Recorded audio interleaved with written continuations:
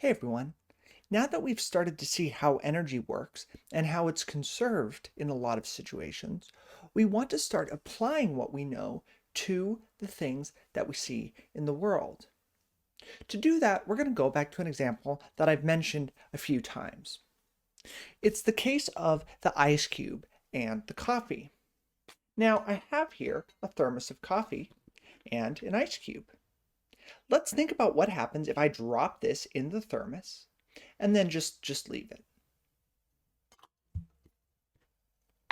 By closing the lid, I'm making this a closed system. No energy is allowed to enter or leave the mug.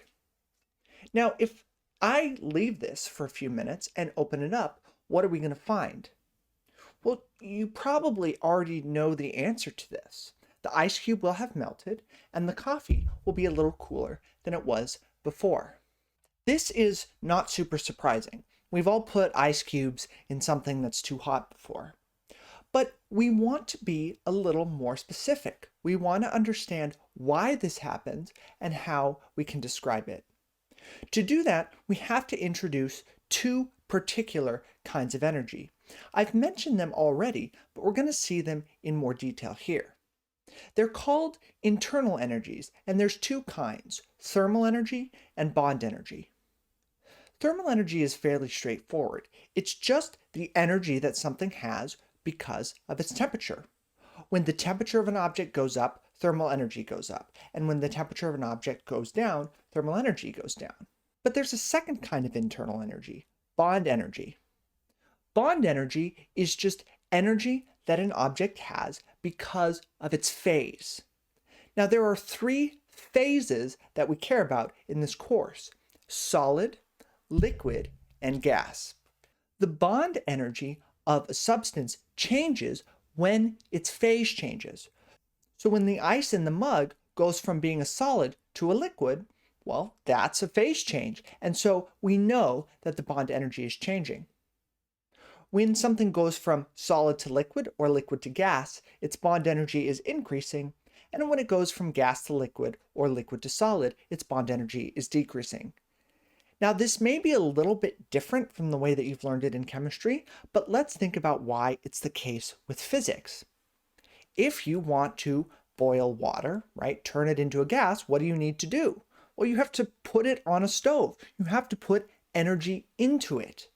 When the water boils, its bond energy is increasing and it's being turned from a liquid to a gas. We'll see in more detail why this is the case later in this course, but for now, just remember that when something goes from a solid to a liquid or a liquid to a gas, its bond energy is increasing.